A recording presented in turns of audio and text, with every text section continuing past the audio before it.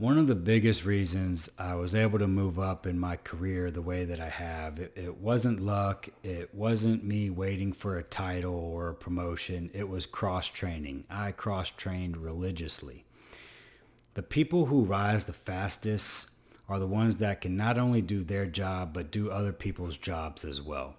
So today, I'm breaking down why cross-training is a power move and how it can help you build influence, respect, and career momentum. Don't just master your role, learn other people's roles too. Cross-training makes you versatile. When you know multiple roles, you become that one person that can fill gaps, connect teams, and help other people keep things moving when they're stuck. Bosses love this because it reduces risk. Colleagues respect it because you understand their world. And executives notice it because it makes you a valuable part of the organization and you make that organization stronger. Versatility is influence. If people can't replace you easily, you're valuable. But if people can depend on you across multiple lanes, you're indispensable. Versatility isn't optional anymore. It's influence. Early in my career, I made it a point to learn skills and other job functions outside of my role. I'd spend time shadowing people, asking smart questions, finding mentors, and learning systems that weren't mine. I did this because it intrigued me, and two, I always knew I wanted to learn every facet of the company that I was working at so that I could move up. And I saw that cross-training was one of those things that would help propel my career in the right upward momentum. Over time, I became that go-to person.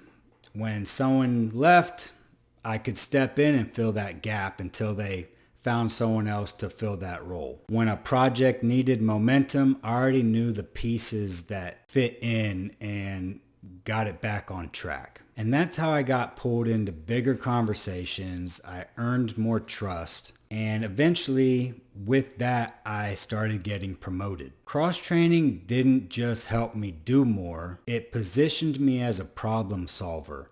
And problem solvers always are in demand. Cross-training turned me from being replaceable to being essential. So how do you do this without burning out and adding a bunch of extra work to your plate? There's a couple moves that we can start with. One, learn an adjacent skill. So learn something that is directly tied to your position. So if you're in sales, learn operations or estimating. Shadow a colleague. Spend 30 minutes to an hour with somebody in a different department and see how they work and see what tools and processes they use. Learn the language. Even a basic understanding of another department's language or area earns respect.